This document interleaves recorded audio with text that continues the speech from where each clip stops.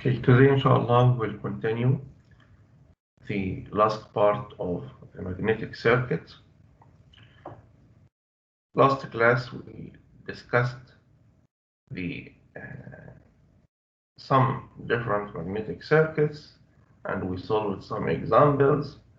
We up till now we could solve small or simple cores like that. Also we solved the same core, but according to the unknowns, we could find that we have to use the straight line equation in order to obtain the operating point, which is the intersection between the BH of the, we call it as load line, and there is question.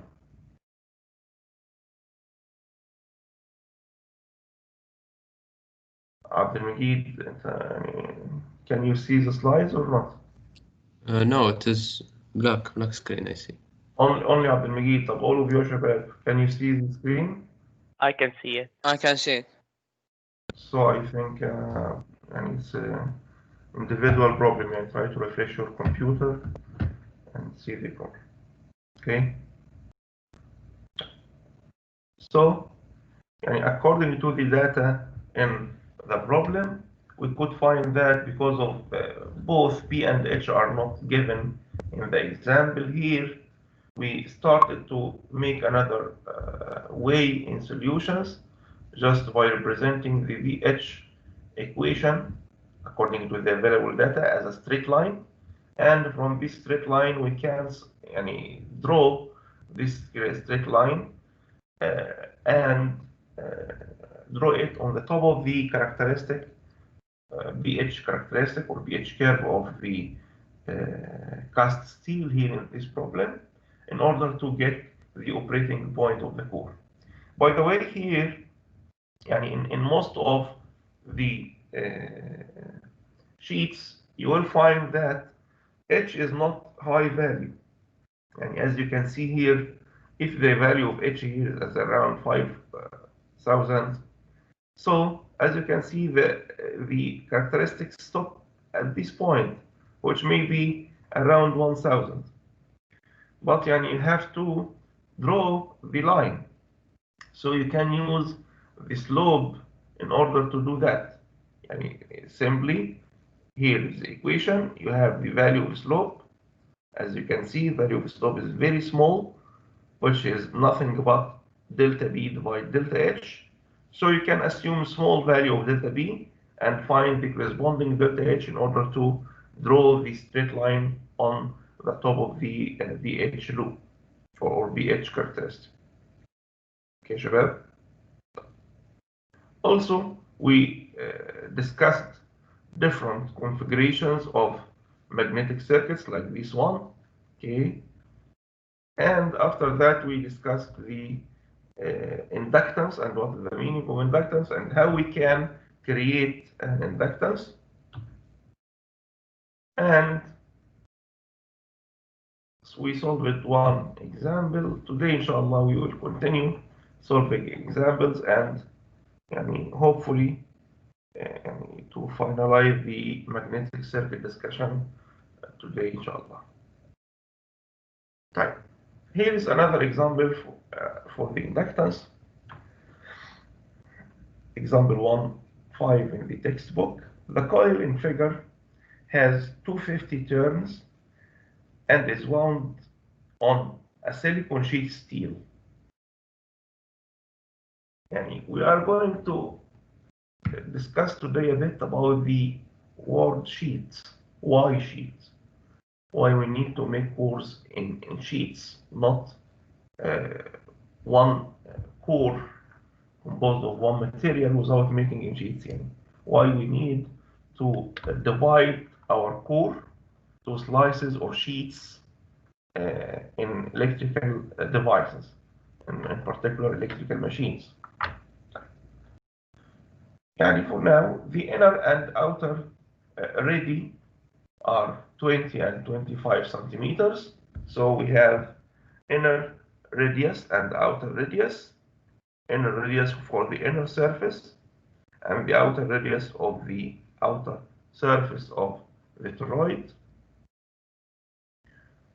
And the current is given as 2.5 amps. So we have the value of current, we have the number of turns, so we can calculate the MMF, and we have the dimensions of the core in order to calculate the length and the cross section. Number A, the magnetic flux density at the main radius of the toroid. So firstly we need to calculate the magnetic flux density. طبعا simply يا شباب يعني we can calculate B as a function of H. And we know the material, which is silicon sheet steel, and we can use BH curve based on the value of H. We can give the value of corresponding B. However, how to calculate H? Simply, we can apply the equation. We have only one equation can apply, which is MMF or NI equal to HL. So we can simply write H as a function of Ni divided L. We have number of turns, we have current, and L can be calculated from here. If the inner radius is 20 and the outer radius is 25, so this means that the mean radius will be 22.5. Is it right? So if you have the radius 22.5, simply you can get the perimeter of this circle, which represents here the average length. So 2 pi multiplied by 22.5 centimeters multiplied to 10 to power minus 2 in order to convert to meters. So this is now the value of H. Simply using the BH curve, you can obtain the corresponding value of B, which will be 1.225 Tesla. Question number B, the inductance of the coil. Find the inductance of the coil, assuming that the flux density within the core is uniform and equal to that of the mean radius. طبعا يعني all of time we assume the flux is uniform, and we assume equal area for the cross section of the core. So in order to calculate the inductance, we need, you know, the relation of inductance equal N squared divided reluctance, okay, and we can get it also from the basic relation as L equal lambda divided I. Lambda can be obtained from the value of phi. So firstly we can calculate phi, which is the flux, which is nothing but the flux density multiplied by the area, cross-section area.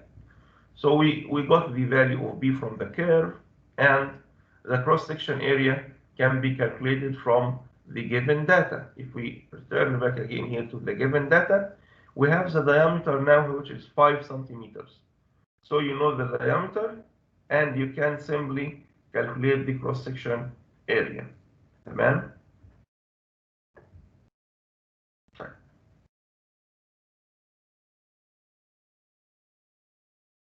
So we can substitute here. So phi by area can obtain the amount of flux in Web, and simply you can multiply by N in order to get the amount of flux linkage.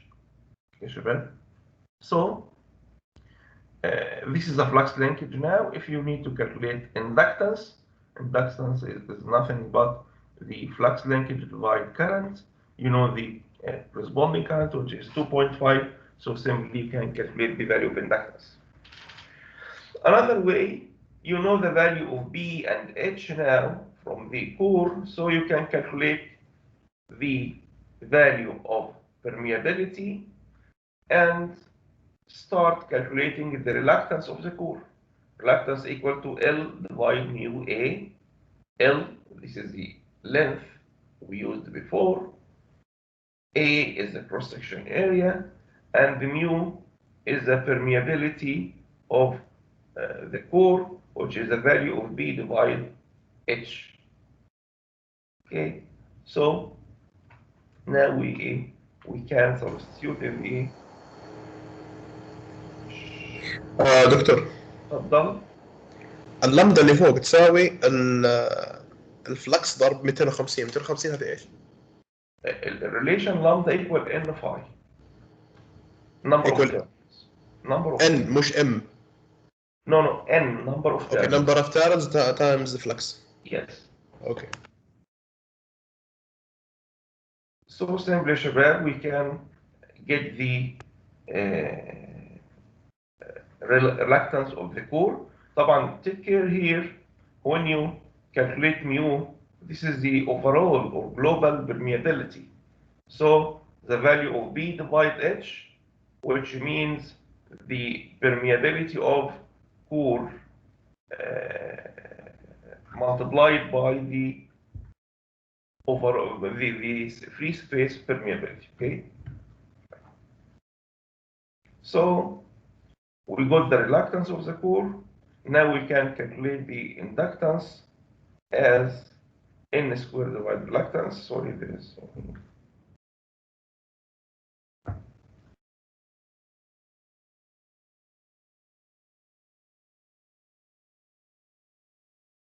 Okay. So L equal to n squared divided reluctance, and there is a typo here, I will remove it. So we have the number of turns and we calculated the reluctance, so simply we can get the value of inductance. تمام يا شباب؟ يعني straightforward problems regarding the inductance. And we don't need more calculations يعني, or ideas about the inductance here. Now let's move to another important topic regarding the magnetic circuit, which is called high stresses. What are the high stresses and what's the meaning of high stresses loop? This is what we are going to discuss now. Yani, up till now, from the starting of our classes in magnetic circuit, we described the performance of DC excitation, where the current flowing in the coil is a DC current.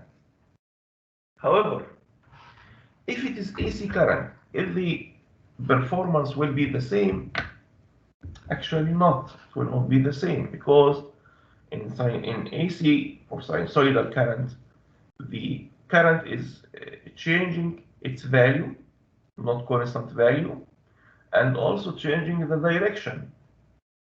So we expect to have different performance compared to the DC current.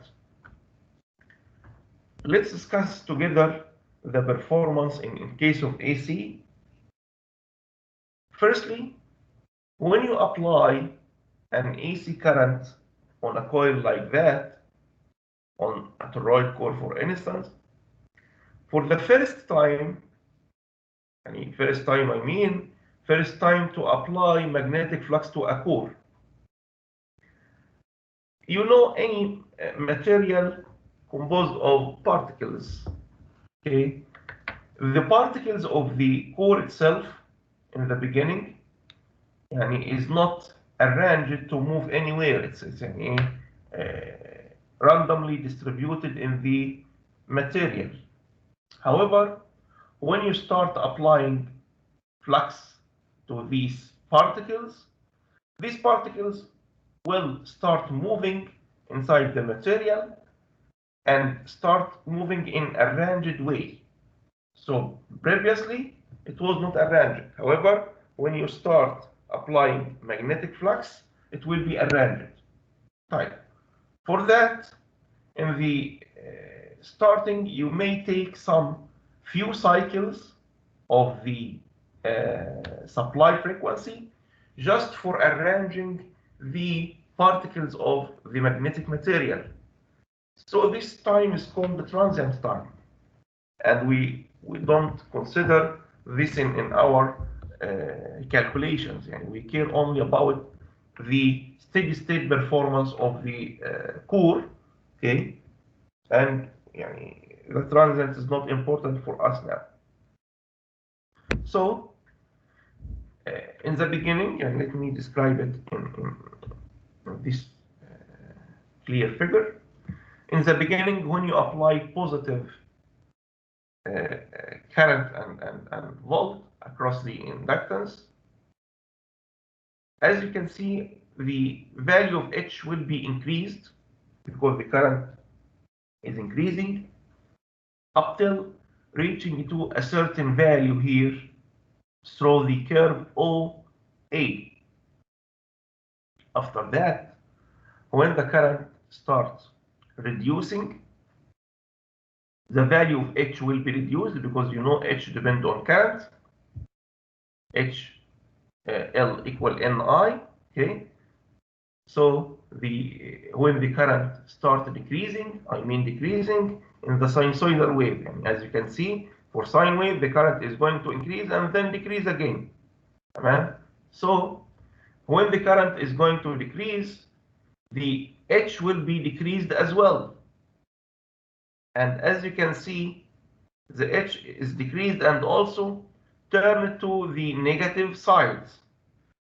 Okay, this is going also to make a reduction in the value of B up till reaching to this value HC, and because the current is still negative, it will continue up till reaching to the point E, and this point represents the maximum value in the negative side. When the current will start decreasing again in the negative, so it will be move forward to the opposite direction, but it will not go to the same point A, because as we discussed in the beginning, the particles of the material need to be arranged, and during arrangement you will not or the BH curve will not be repeated in the same way. This is just a transient period. Okay, so after a few cycles, as you can see, it's repeated for many cycles, and after a few cycles we can reach to that shape. So this is called the BH loop. This is called BH loop. طبعا for different curves, for different value of currents, you will have different loops. So as you can see, this is the curve here in dashed line. We call this curve is the magnetization curve. This is what we have described before in DC. So we have the same also here in AC. However, the relation for BH is moving in the loop for all of time. It's not only moving on the part of the magnetization curve. Okay, شباب? So this is the difference between the relation or the BH curve of AC and DC source. طيب. So as an average curve, we can make now a magnetization curve for BH. Okay. However, this magnetization curve will not start from zero. It will start from a certain value. This certain value is called residual flux. This value is called residual flux, which is referred to as BR.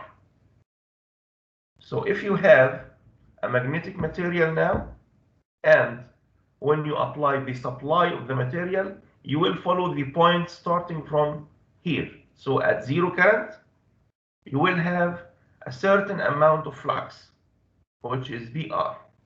So the curve can be represented in the upper part here. Okay, شباب?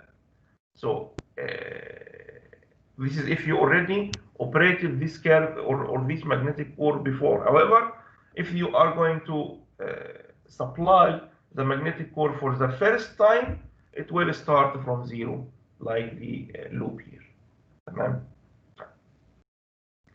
So we have a definition here for BR, which is the residual flux, which is the amount of flux that is already stored or stable in the magnetic core because it has been supplied before or applied to flux before.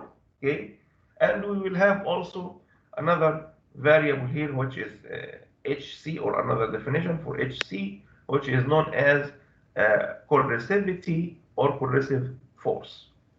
Okay, شباب. I believe you have experiments in the lab that will discuss the residual flux and the BH loop. دكتور, تفضل. why is the graphs are getting smaller or shifted? Why it's shifted يعني in many times, you mean? يعني the first cycle, okay, started from 0, it went to A, بعدين the next peak is A prime, يعني I think it's shifting يعني. Okay, again I will discuss this in more details. Let me open the whiteboard.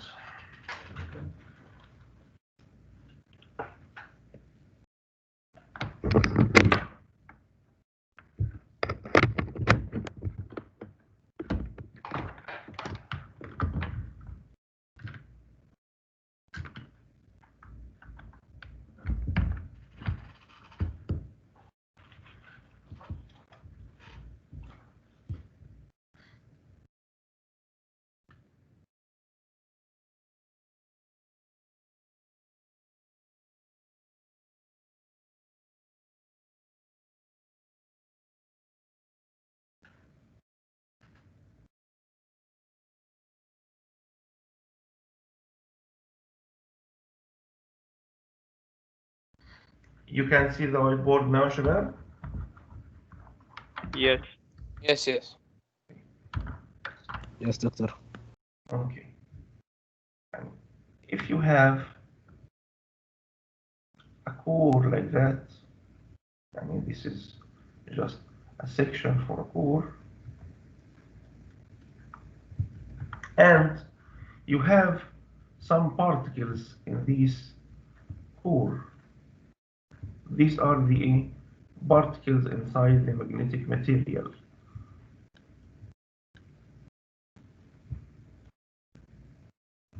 And these particles are normally moving in the material itself, however, moving in a randomized way, يعني moving like that in this direction, maybe like that, maybe like that, and so on, for all of particles.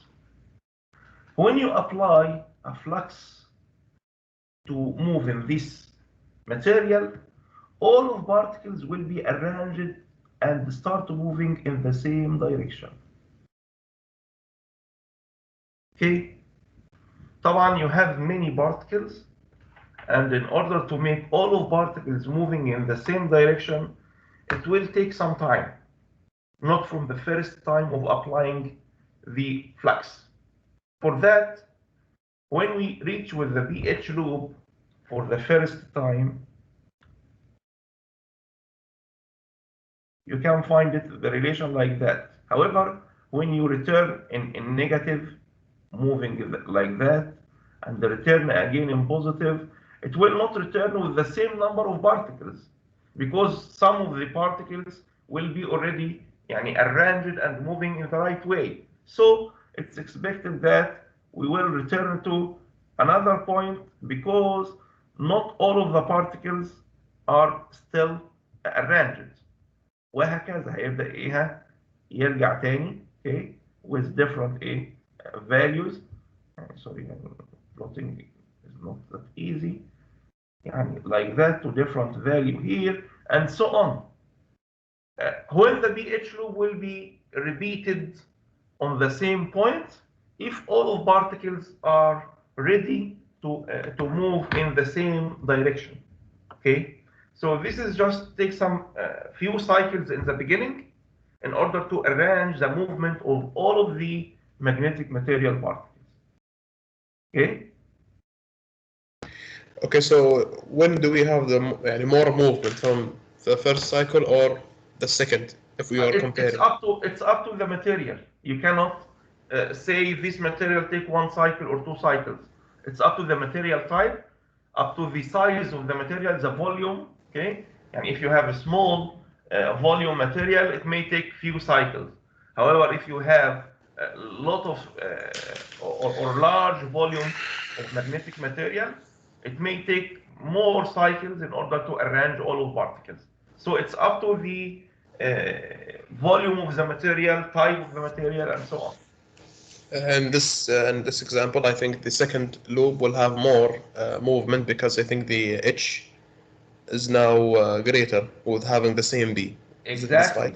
Exactly. So after few cycles, you expect that all of particles will be arranged in the well direction, and you don't need to stay more in transient. You are going to work in steady state after that. Okay, so this is just a transient state. Then we will we'll have a fixed curve, Exactly. Okay, thank you. The fixed curve. I will return to the slides again.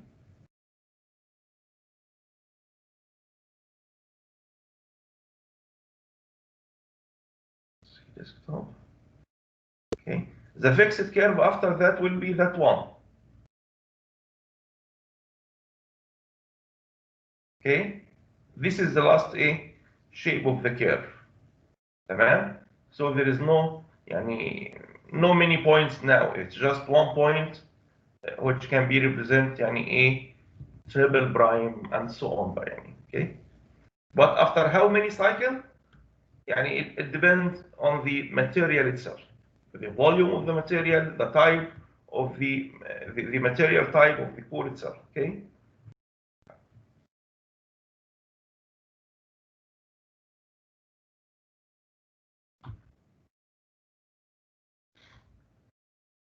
Okay.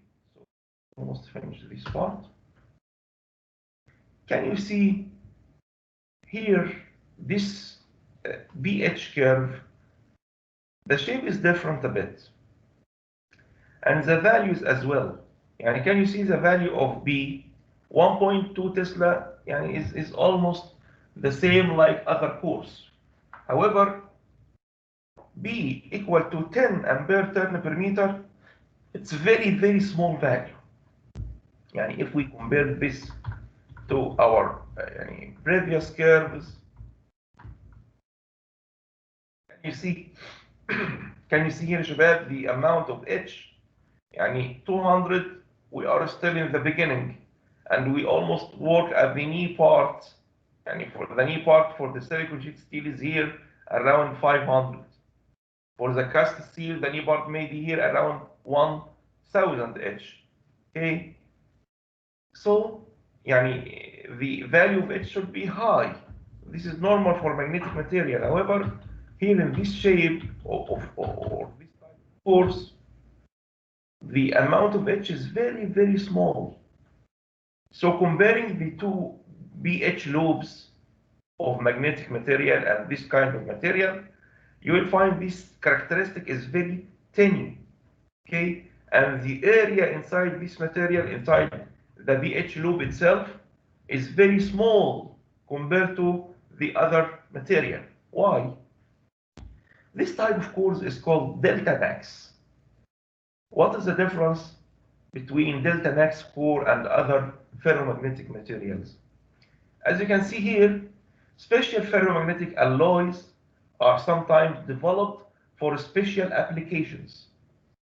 The hysteresis lobes for these alloys have shapes that are significantly different from those shown in previous slides, like the one for sheet steel, for the silicon steel and cast iron, and so on. This is very clear because of the value of B and also the linearity of the curve itself. It's almost linear. There is no non-linearity like the previous pH curve. An alloy consisting of 50% iron and 50% nickel. So if we use 50% iron and 50% nickel, we can get the characteristics here. So these characteristics for these cores are known as delta cores, delta max cores. Now what is the benefit? What is the benefit? We are going to discuss the benefit of reducing this area, but by the end of this class, because it depends on some relations we are going to describe in the next slides. But what we have to consider now that these values of H are very small compared to previous loops, and this is now the shape of our loop. Right. The most well-known applications for these kind of cores are in electronic switches. So we can use these cores in electronic switches or for the high frequency applications. Why? We will discuss it, as I said, by the end of class after deducing something from the pH loop. Fine. Let's return back again to the hysteresis loop in order to define the hysteresis loss. What is loss? For any system, there are some internal losses, and you cannot find any device in the world has 100% efficiency. For any device, if you have input power, the output power will be less than the input power due to some losses in the device itself. Similarly, for the magnetic cores. Magnetic cores, the input power depends on the current which is supplied, the coil itself, and the voltage applied on the coil, okay? And the output power, either in electromechanical device will be mechanical power, okay?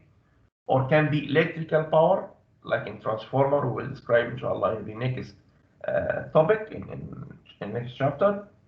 So there is input and output power. The difference between them considered as the losses. So what is the losses and how we can calculate the loss of magnetic material? This is what's called the, or what we need to describe now. طبعا we describe the pH loop and it's according to the supply.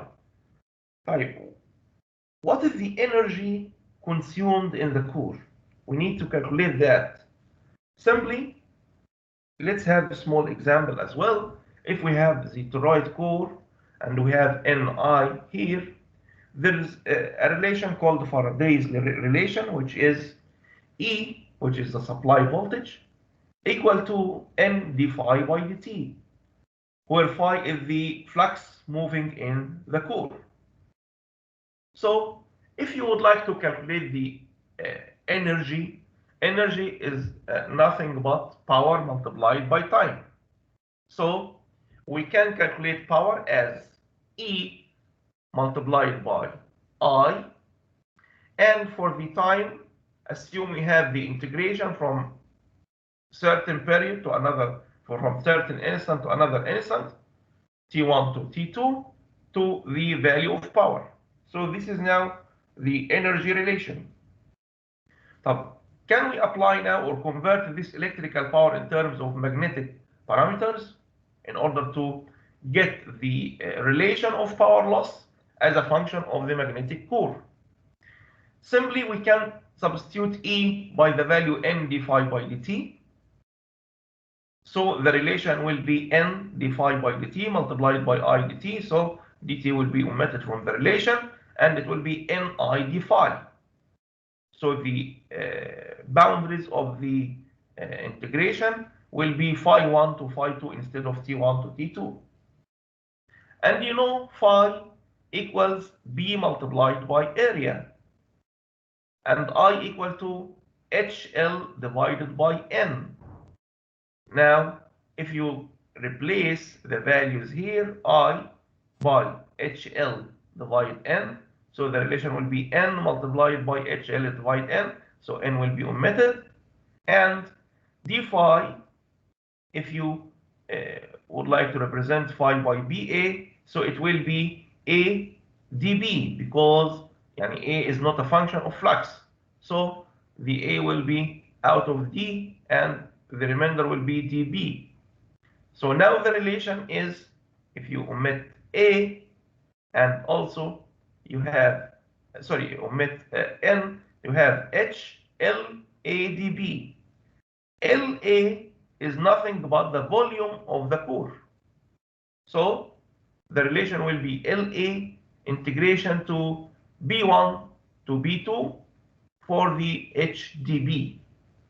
So this is now the real representation of energy within the core. So it's the volume of core multiplied by the integration of HdB for certain distance or certain space from B1 to B2. If we have a look to the BH loop, the HdB will be represented as, or HB, integration of HB will be represented as the area under curve. So HB will be the area within the loop. So the area here inside the loop will represent the losses inside the loop. So for now, the energy equal to V core multiplied by the integration of HdB. So what we need to say here is that the area within BH curve represent the losses of the magnetic material.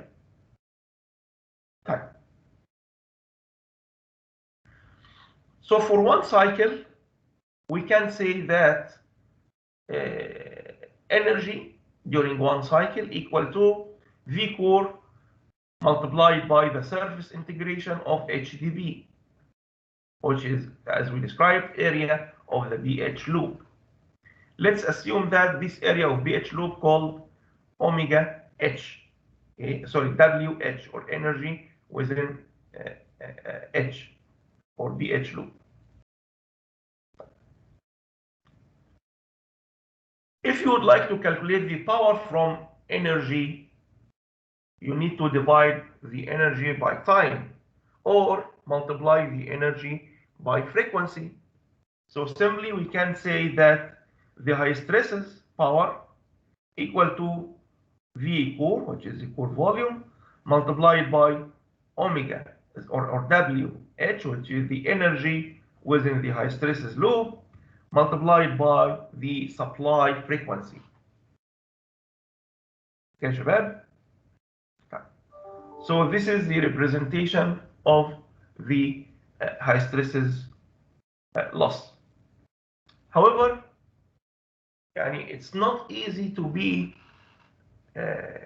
measured, and some other, not easy to be calculated, and some other empirical forms are used instead of this relation. Okay, so we can make a relation not in the energy but directly with the value of B, but this relation is empirical relation, coming from curve editing for the certain result of power. So this relation is BH equal to KH multiplied by B to power N, and B, this is as B maximum, which means a big value, multiplied by the supply frequency. KH is a constant, depend on the material type, and B, as we described, B is the maximum value of flux density. N is variable, varies between 1.5 to 2.5. So this is an empirical equation used to calculate the loss within the BH loop. Type. Do we have any other losses? Actually, we calculated now the loss of high stresses, which is the area under curve. However, when we compare this value with the amount of lost power by measurement, we can find we have some other amounts are not included in the VH loop. When we start thinking, we could find that we have another kind of losses, which is called eddy current loss. What is eddy current loss? If you have a material, and this material, as you can see, there are some flux moving in this material and has a flux density B.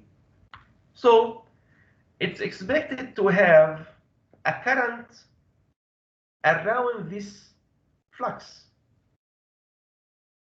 So it's like the reaction of flux itself. And the current produces flux, and the flux itself produces current as well.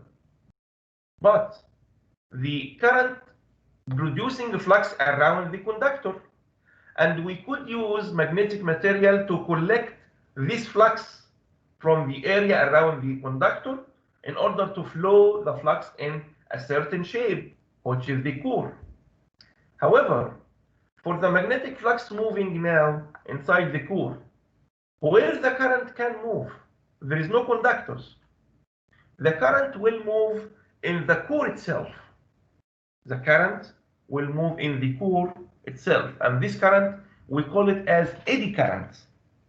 So the reaction of the flux, which is the eddy current, will move because of moving flux inside a core. So this is called the eddy current type. Now, if you have material of one core, like in the upper figure, one core means all of the core is conducting, so the current will flow.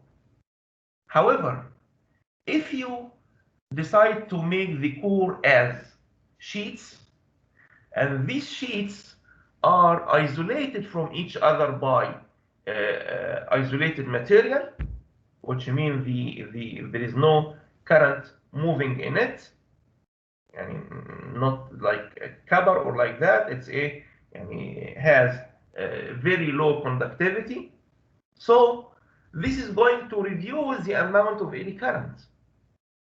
So this is one way to reduce the losses due to eddy current, is to make the magnetic material as sheets, not one complete core. And these sheets can be collected together, but with isolation between these sheets. So normally in our industry, in the magnetic materials, we produce sheets and putting insulation materials on one of the sides of these sheets.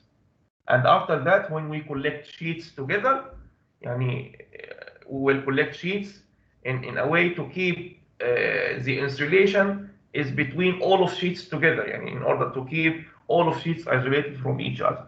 It's not costly effect if we make isolation at both of sides of sheets. It will cost us much more money. However, we need only one side to be isolated because all of sheets will be collected together. Okay, so one side isolation is enough. So this is the way of making cores for electrical machines and electromechanical devices. Fine.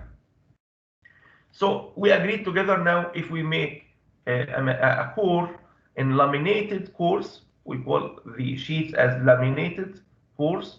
This will decrease the eddy current loss in the core. Also, if you use high conductivity materials, it means lower resistance, because the current, if you have low resistance, the current loss, which is I square R, will be lower. So this means that you will have smaller losses. So these are the two ways used to reduce the amount of eddy current loss: using high conductivity material, which means low resistance, and use laminated cores in order to limit the eddy current in the magnetic cores. Fine. What is the relation for this kind also? As you see, also it's empirical relation because there is no mathematical derivation for the relation, but according to comparing the amount of loss to the amount of high stresses we already obtained from the derivation, we could find that there is a part missed in the equation, and we could represent it using this empirical form. So the power due to eddy current equals Ke, which is also constant dependent on the material itself, multiplied by B max square, multiplied by F square. Okay, so this is the relation of the eddy current loss. Type in our industry, what is the lamination thickness we prefer? It varies between 0.5 to 5 millimeters. تمام? And in electrical machines, it can be from 0.01 to 5 millimeters.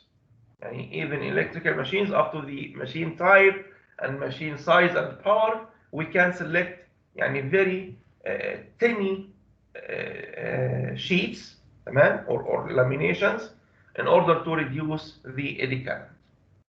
Okay, is it clear يا شباب؟ Excuse me, doctor. If تفضل. you do the trick to know where the current is going and the flux, in this case they are in the opposite direction. The right hand rule. Yes, you are right. Why is that? I believe right hand rule is not applied here. Right hand rule is applied if you have current and you need to get the resultant flux. Here is different. I will I'm not remember the right name of the rule, okay, but it's left handed, but I will get the right expression or the well-known rule for that and let you know inshallah by the next class. Thank you. But it's different. It's not the right hand rule or right thumb hand rule of Maxwell. It's different. Fine. Any questions you have regarding eddy current or hysteresis loss?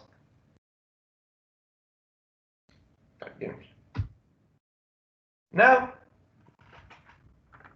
if we compare the summation of the two losses to the amount of loss in the core, we can find that the core loss equal to the hysteresis plus the eddy current loss. So now the amount of core losses is nothing but hysteresis plus eddy current. To be honest with you, this was valid up till maybe 20 years ago.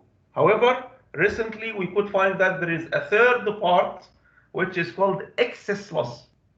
Excess loss is coming from the high frequency supply.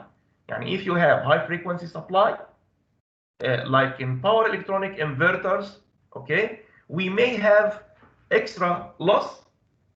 Okay, so we have another or third term called excess loss. However, this is not existing in your course. So this is now the about the magnetic we need to discuss.